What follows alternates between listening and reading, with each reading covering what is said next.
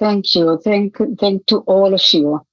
The story of the rehabilitation center several years ago, back when I was chair of Hadassah International Israel, I met a young soldier who got wounded during his military service. We spoke, and he told me of his service, of the long rehabilitation process he was going through. It then hit me that the entire Jerusalem area, a huge metropolitan, has no rehabilitation services. That people, most especially elderly and soldiers, had to wait months in line to receive rehabilitation services and travel to center of Israel every day for such basic services. Then I decided this would be my primary mission, the Hadassah's Rehabilitation Center. I'm happy and proud to have managed that all of us recruit ourselves and also recruit good friends and partners along the way for this important cause, one of whom is my friend, the Economy Minister, Mr. N.K. Nir Barkat. Minister Barkat, as you all know, was the mayor of Jerusalem and has done so much for this city. I had also the privilege to be deputy mayor of Jerusalem when I started my career, so I know exactly what I'm saying. Since he joined us, the national politics, he keeps promoting social and economic causes and uses his experience in the high-tech industry in order to take Israel further. He is a personal friend and has helped us a lot over the years, and most especially a true supporter of the Rehabilitation Center in Hadassah. Friends, watch him.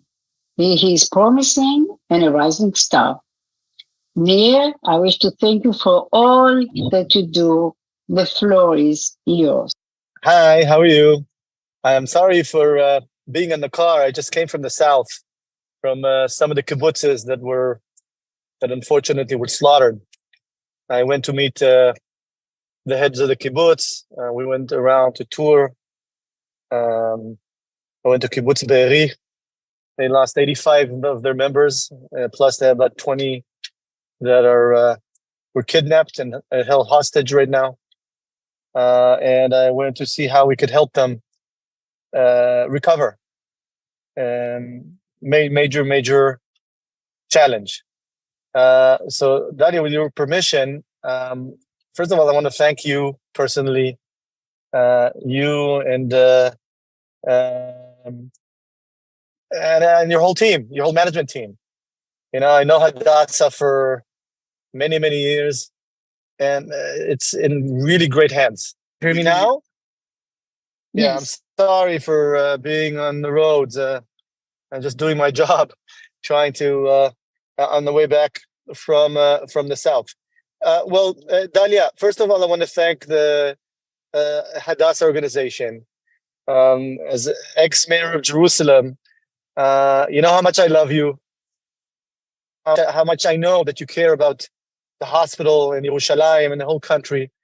And that's why when you asked me, Dalia, to speak to the people of Hadassah, I said immediately yes.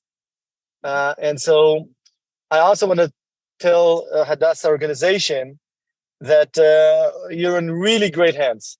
I know Dalia, I have some perspective, and Dalia is doing a phenomenal job in managing and leading Hadassah.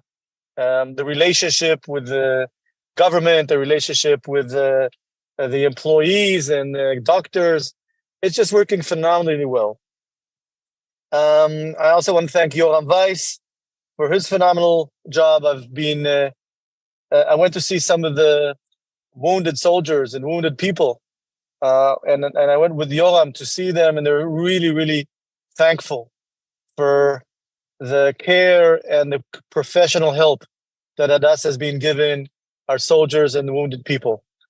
Now, as a Jerusalemite, Hadassah is part of my life all along. So I'm really, really happy that we have time to speak a little bit. With your permission, I want to give you some perspective on the way I see the reality. The horror that we saw coming from the monsters of Gaza is beyond imagination. We have never seen anything like this from the times of the Nazis. And some people say it's even worse. And the shock and the pain that we've suffered, I don't think we've seen anything like this from the beginning of, from the War of Independence. And the majority of the people that were unfortunately lost their lives and got wounded or taken hostage are innocent civilians. I think you saw some of the videos that the monsters of Hamas took themselves. They took it themselves, and they were so proud of what they're doing. Now, Israel's recovering. The government, the people of Israel has decided that we're going to take Hamas out completely, wipe them off the face of the earth. Similarly to what happened to Nazi Germany or Imperial Japan. Until they raise a white flag, we're not going to stop. We're going to make sure that the citizens of Israel in the south will not need their shelters anymore. That's the goal. And similarly, we'll go around and focus on our enemies and make sure we neutralize them. We have to. We have no choice. Because the way that Hamas is being, the way they attacked us, if we don't wipe them out, we have a big, big problem in the Middle East and in the whole world. And there's a reason why we're so thankful for the President of the United States and for other global leaders, because everyone in the world understands, the Western world, the free world understands that you're next. What we're going through with Hamas, the radical Islamist jihadists, they see the Jews and unfortunately non-Muslims, the Christians, the Jews, on the same line. And this is not just Israel's challenge. So we're all committed to finish the job. We didn't start it, but we're going to finish it. And it's taking, it's taking a toll. We're paying some price. Our wonderful soldiers are fighting in the front lines.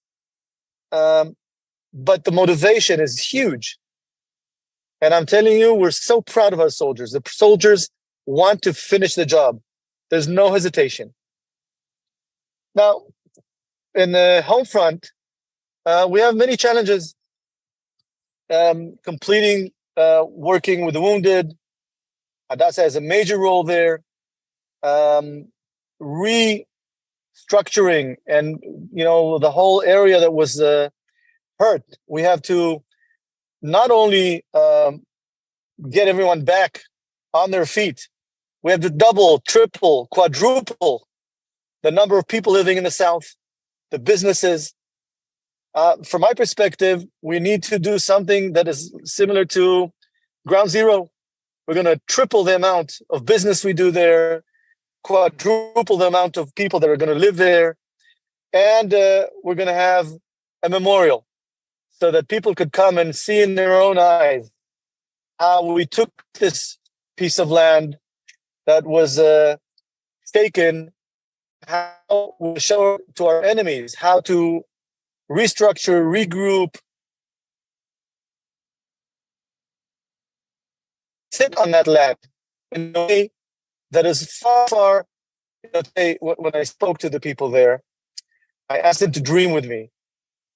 What kind of dreams would we like to accomplish around in all of the kibbutzim and the moshavim and the cities around Gaza? Because soon enough, once we finish Hamas off, we have amazing opportunities of growth and hopefully I got some smiles on their faces with the tough times we're all going through. So in the home front, going back home, we need to upgrade many, many systems.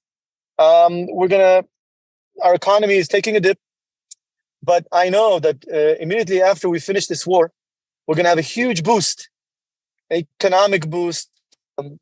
This crisis is going to be a major opportunity into the future. So, Dalia, my dear friend Dalia, thank you for the opportunity to speak.